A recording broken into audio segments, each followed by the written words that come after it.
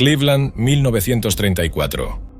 La ciudad acerera de América luchaba en la oscuridad. La Gran Depresión era como una muerte lenta, corroyendo los barrios pobres, las calles grises y el alma misma de la ciudad. En Kingsbury Run, un barranco lleno de basura enclavado entre las vías del tren, chimeneas de fábricas y alrededor de refugios improvisados para personas sin hogar, comenzaron a aparecer cuerpos decapitados. El terror comenzó a apoderarse de Cleveland cuando un hombre sin hogar descubrió el cuerpo deformado de un hombre. Esto marcó el inicio de una serie de muertes misteriosas y horribles, a pesar de los esfuerzos de las fuerzas del orden de la ciudad. El asesino seguía libre, acechando en las sombras, continuando con sus actos espeluznantes. Su brutalidad atormentaba incluso a detectives veteranos y ciudadanos comunes, ya que nadie sabía si podría ser la próxima víctima. La identidad del asesino sigue siendo un misterio hasta el día de hoy. La gente solo podía referirse a él por el apodo que dejó en una postal manchada de sangre en la escena del crimen, el carnicero de Cleveland. Acompáñanos mientras nos sumergimos en este escalofriante caso y no olvides darle me gusta y suscribirte para no perderte nuestros próximos videos emocionantes.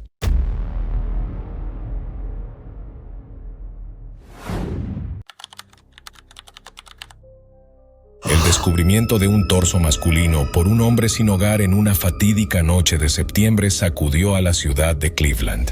Las autoridades locales iniciaron rápidamente una investigación, acordonando edificios abandonados y zonas cercanas para evitar la contaminación de la escena. Realizaron una búsqueda meticulosa, peinando cada rincón, con todos los involucrados en máxima alerta.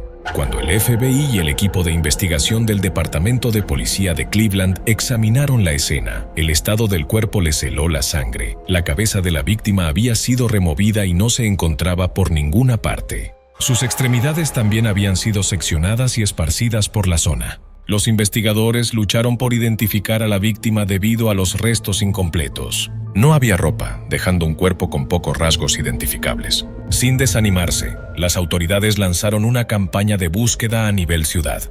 Comenzaron a recopilar información del público, colocando volantes y fotos por toda la ciudad con la esperanza de obtener la pista más pequeña de la comunidad. Sus esfuerzos finalmente dieron frutos después de varios días. Un residente local reconoció un distintivo tatuaje de rosa en el cadáver e identificó a la víctima como Edward Andrassy, de 40 años, un vagabundo local con antecedentes por robo. Con la víctima identificada, los investigadores centraron su atención en determinar la causa y circunstancias de la brutal muerte de Andrassy. La ubicación, Kingsbury Run, un barrio marginal plagado de crimen, dificultaba determinar un motivo. Una autopsia extendida reveló que la causa fue una pérdida masiva de sangre. Profundas marcas en sus muñecas indicaban que había sido atado antes de ser llevado al lugar y asesinado.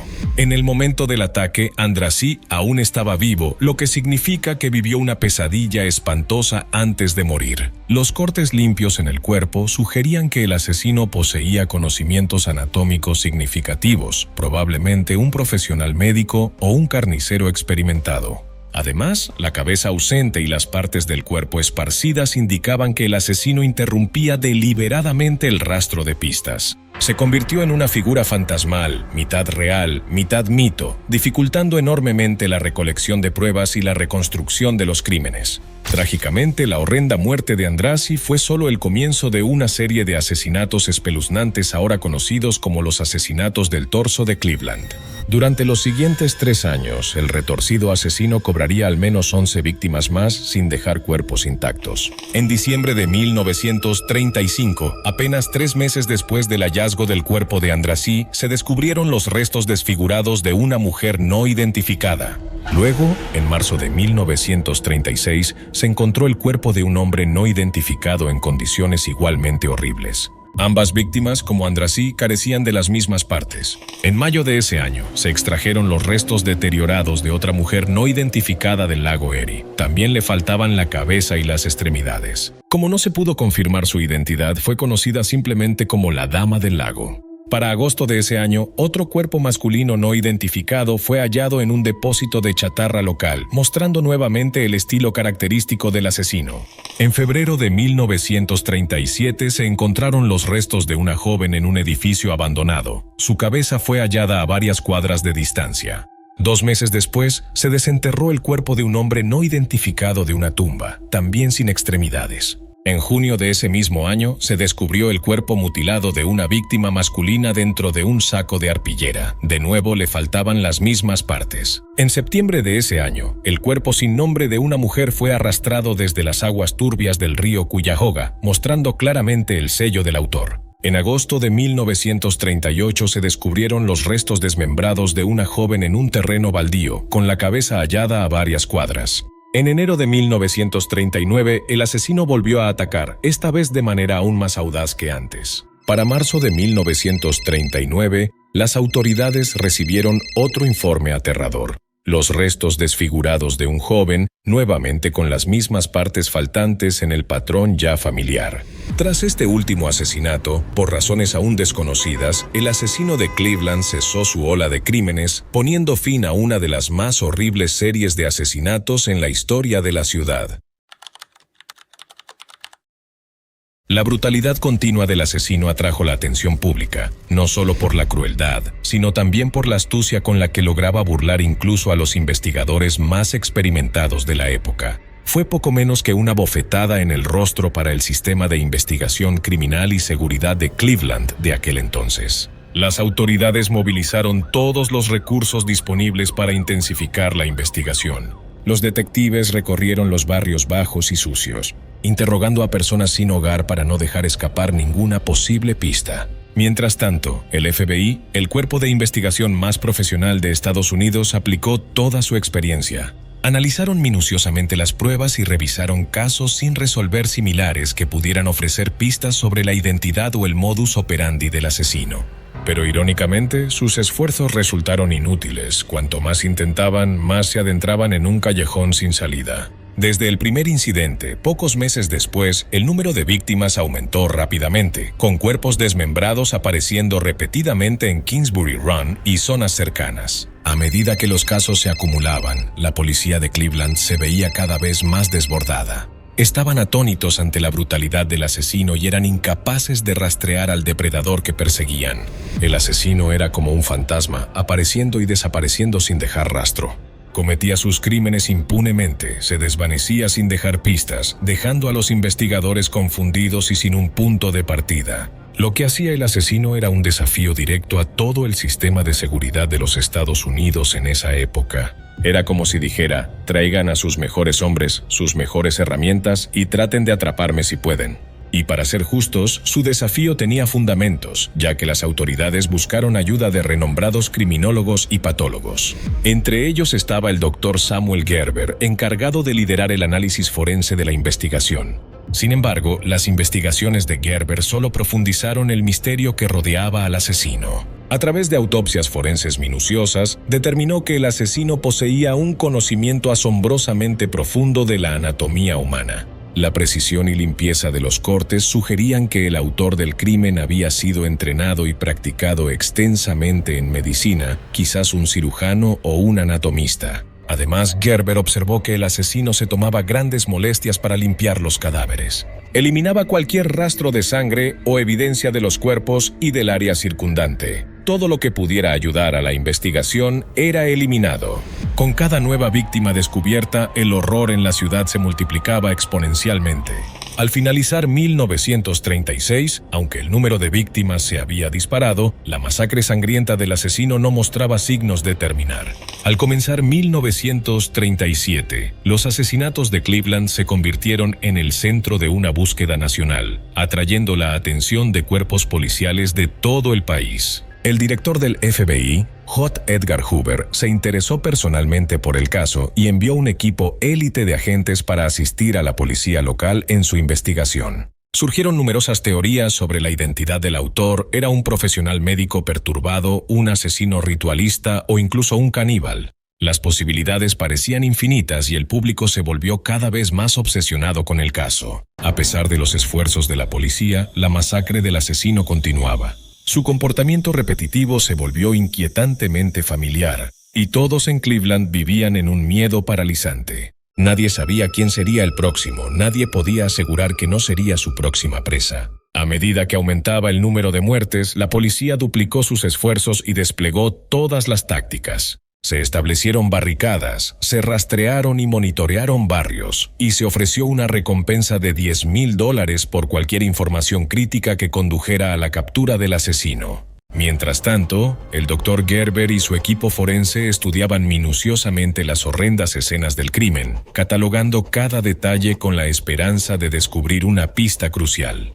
Pero de alguna manera, el asesino siempre se mantenía un paso por delante, evadiendo la captura y cometiendo asesinatos con una eficiencia aterradora, aumentando la frustración de las autoridades. Con el terror en su punto máximo y en una desesperación absoluta, el alcalde de Cleveland, Harold Burton, hizo un llamado público instando a los ciudadanos a mantenerse vigilantes y reportar cualquier actividad sospechosa. Declaró: "Este loco debe ser detenido antes de que le quite la vida a otra persona inocente". La policía, mientras tanto, se desbordaba para atender la investigación, impuso un toque de queda en Kingsbury Run y lanzó una gran redada, interrogando a cientos de sospechosos. Pero la dura verdad los golpeó, sus esfuerzos eran en vano. Para 1939, el número confirmado de víctimas había aumentado al menos a 12, con muchas otras personas desaparecidas que se sospechaba eran víctimas del asesino. Cleveland se había convertido en un verdadero terreno de caza para un asesino perverso. Cualquiera podía ser presa, y él desaparecía completamente en las sombras tras cada ataque brutal.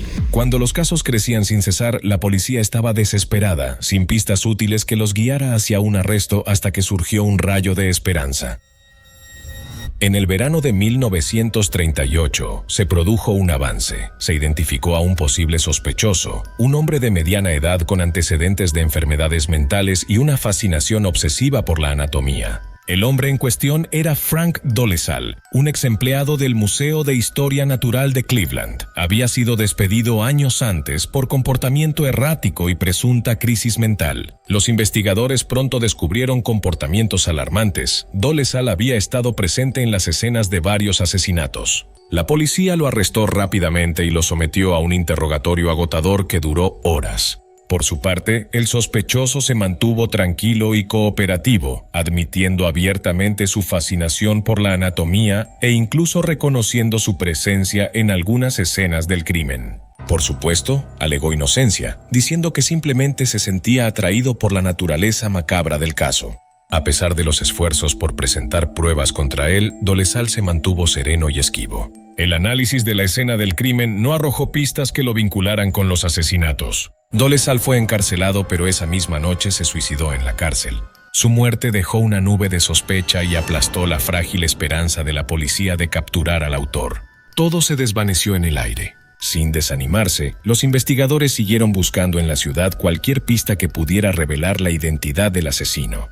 Pero de alguna manera, el asesino siempre se mantenía un paso adelante, eludiendo la persecución y asesinando con una precisión espantosa, desmoralizando aún más a las autoridades locales. El principal sospechoso restante era un veterano de la Primera Guerra Mundial, el Dr. Francis Edward Frank Sweeney.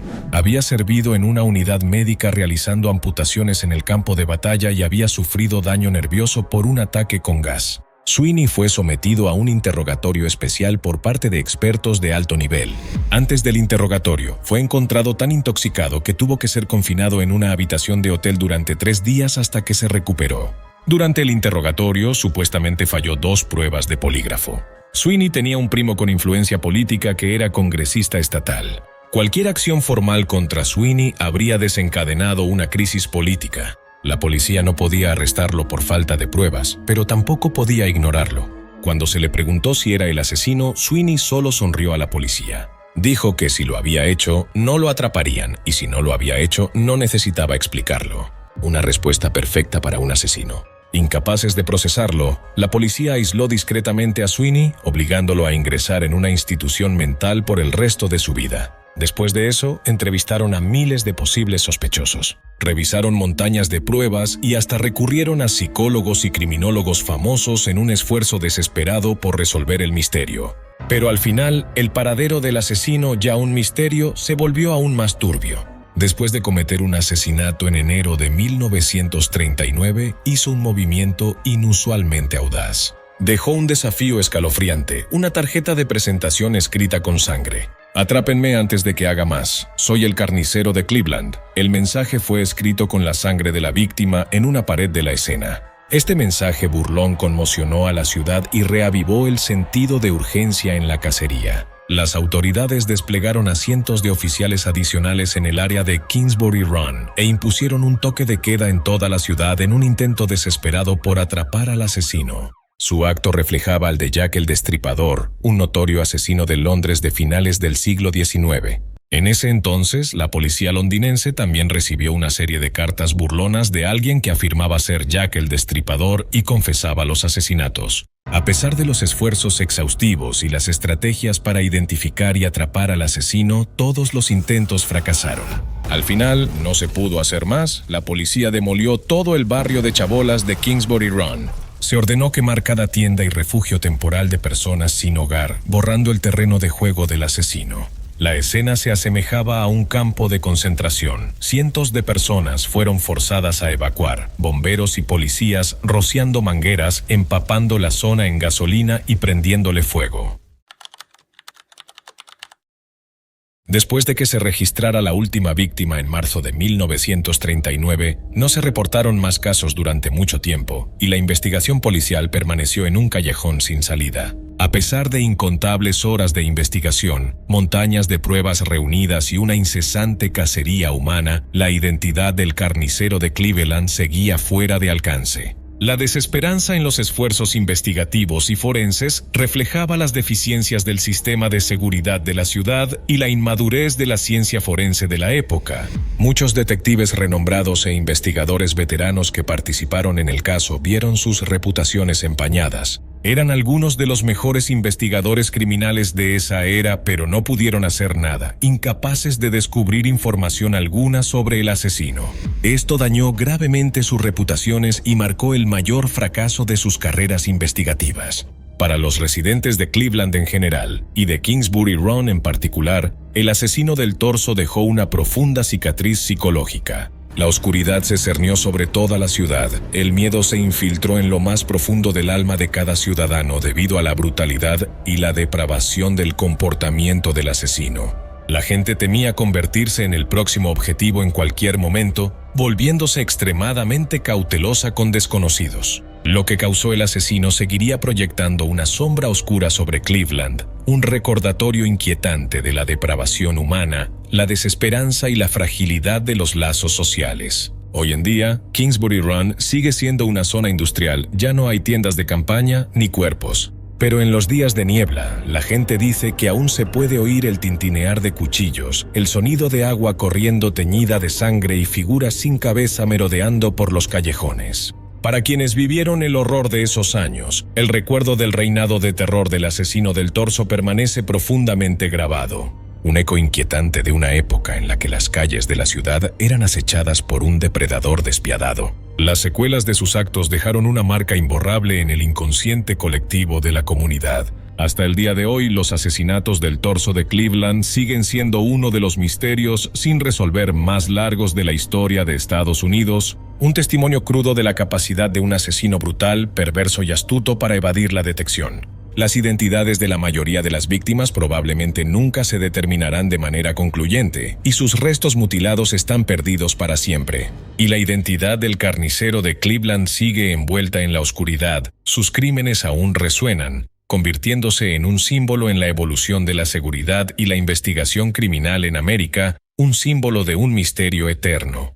El caso también se ha convertido en una parte importante de la cultura popular, inspirando numerosos libros, documentales y películas que exploran los horribles asesinatos. Además, sigue siendo uno de los casos de asesinos desconocidos más infames, junto a otros como el asesino del Zodíaco y Jack el Destripador.